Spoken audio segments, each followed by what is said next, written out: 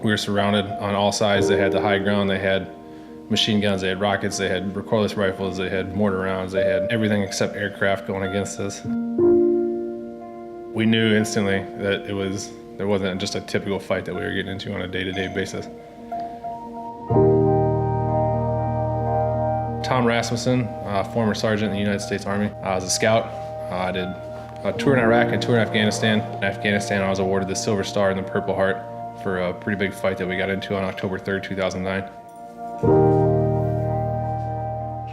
7:15 in the morning, south of Dallas, heading south towards Austin, Georgetown to be specific. Chugging along down there, get down on this plane and meet up with Niall and get up onto Montana to get this hunt started. Thomas, how are you? It's my wife.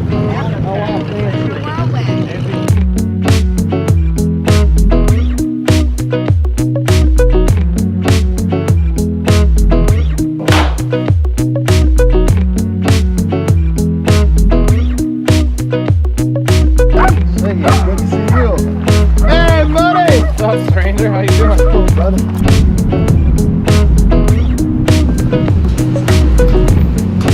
This is where we hang out, tell stories, lie, watch movies. Niall Maxwell is the sponsor for this hunt. He's coming out of Austin, Texas. He was the highest bidder at the Orvis show in Vegas. All of a sudden, I'm sitting there minding my own business. Jeff Chad and Thomas Rasmussen and the gang come over and they shook my hand. And I knew from that instant I was in for one of the times of my life. Oh my God, look at this guy! What's up, buddy? How you doing, brother? Good, man. How you doing? See you, buddy. You. Glad you're here. The trip we're on right now here in Montana, it's a mule deer antelope combination hunt. Thomas Rasmussen is our hunter. Getting him out here was the best. We're having a ball. I mean, he's having a great time. Right now, we're at camp, getting ready to sight in our guns, make sure that I don't have an excuse not to miss, even though I'm going to a lot.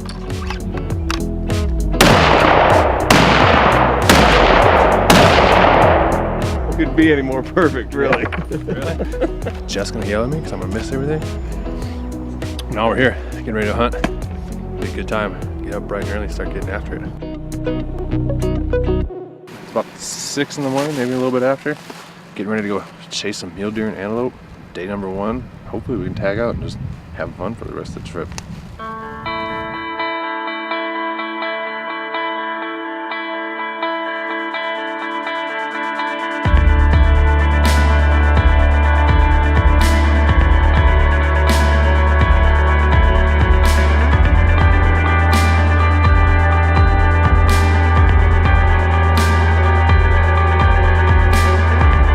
We just got done with one stock on some antelope. We busted them because Rob followed us and kept farting everywhere. Terrible, terrible hunter. Now we're looking for some antelope right now. Jeb believes there's a big shooter in there. We're kind of glassing around. Seeing a lot of animals. Nothing to shoot at, so hopefully we'll get on them soon.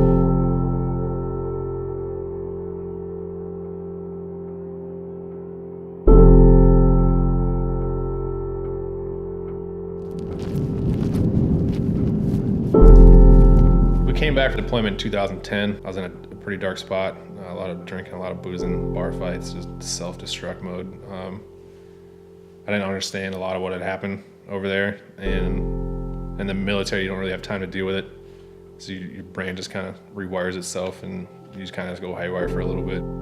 I started going to therapy, and I was seeing 3 doctors a week for almost a year, trying to get myself back together and kind of clarify and understand what had happened and why it had happened. At the end of the day, it happened for a reason. There's nothing I can do about it to change it. We were in Cop Keating, Afghanistan. It was a northeast province. We were the furthest cop in the northeast next to Pakistan that there was. A gunfire started at about 6 in the morning, and we knew instantly that it wasn't just a typical fight that we were getting into on a day-to-day basis. We lost our first guy, Kevin Thompson, minutes into the battle. He got shot in the head by a sniper round. He was one of our mortarmen. Not too far into the fight, I hopped on top of the truck to get the gun rocking again, and as soon as I did that, an RPG hit the front of the truck and threw me off the truck onto the ground.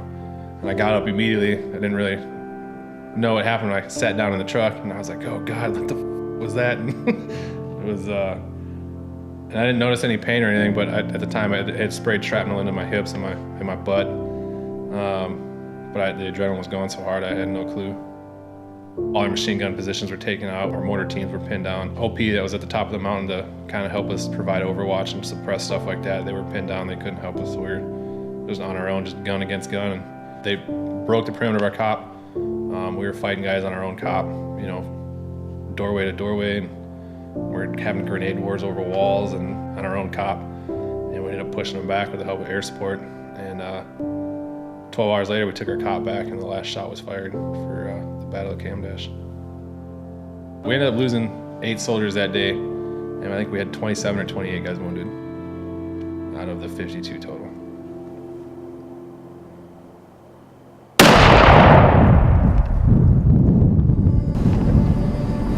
He's right here.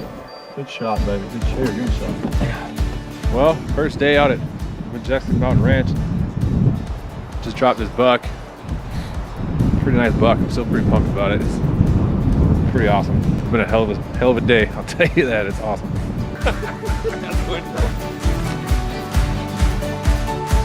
Look at that.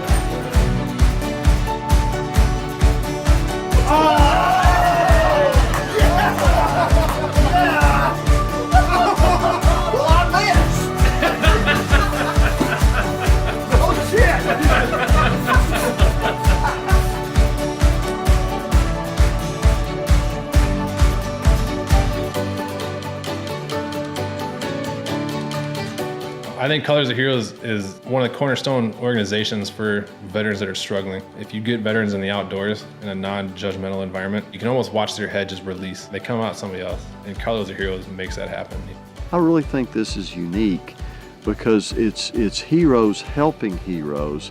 I mean, Rob, what he's gone through, and he brings that perspective to his brothers. These servicemen who've been through so much, you get them out here in this setting, it's just amazing how they can open up, relax, kick back, and have the time of their lives.